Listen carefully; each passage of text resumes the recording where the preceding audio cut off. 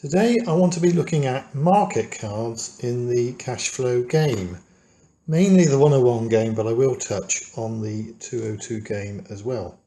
You pick up a market card when you land on one of the 3 blue market slices in the rat race area of the game. Let's just assume you've already built up a bit of cash flow here. You've bought a plex, a condo and a house.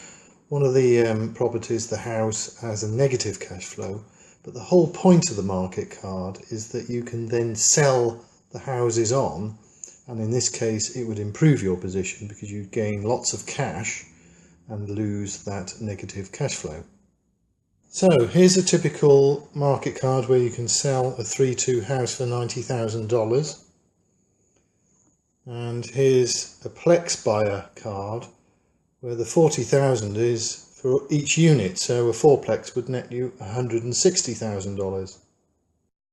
Now you don't get all that money because obviously you have to pay off the appropriate mortgages. So in the case of the 3-2 house, the 90,000 that you would get for selling it would be offset by the 50,000 that you have to pay the mortgage off, so you would net $40,000. So by using the market card and selling the property, you can then use that money to really move from small deals to big deals and get you moving in the game. It's usually best to take up these offers because they nearly always net you lots of cash. Obviously do the maths first, but in most cases it's always best to go ahead, even if you've just acquired the property and the cash flow. Now, like selling property, these cards are like selling businesses.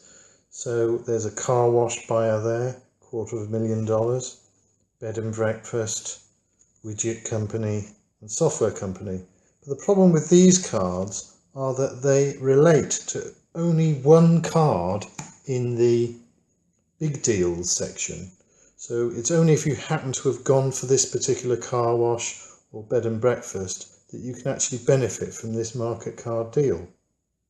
Now next in the market card pile is the buyer of 20 acres of land for $200,000. Now again, this is a long shot because there's only one card in the big deals again which covers this 20 acres of land, and it only costs $20,000. So if you do go for this deal, it really does pay off.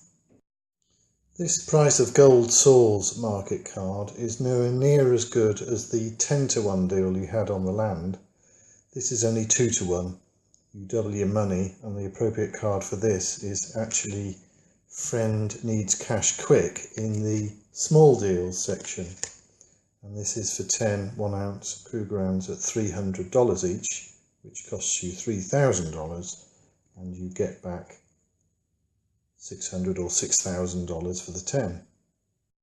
The collector looking for the gold coins is paying you $5,000 for each coin, and that relates to the rare gold coin which costs $500 in the small deal. So again, that is a good 10-to-1 deal. So here's a good card where you get 250 extra income for a small business, which is quite nice. But also, if you get one of these cards, you lose all your 3-2 houses. So there's good and bad cards in there as well. Having a quick look at some of the cards, the market cards in the Cashflow 202 game, they're a lot more vicious, but essentially you still get the house buyer cards, the Plex buyer cards and the apartment buyer for the property, so that's okay. But look at this. MYT for you goes bankrupt, lose all your shares. Stopped out of OK for you, sell all your shares at $5. Panic selling of Mighty for you, sell them at $5. Recession strikes, reduce your cash flow on each property by $50 per unit.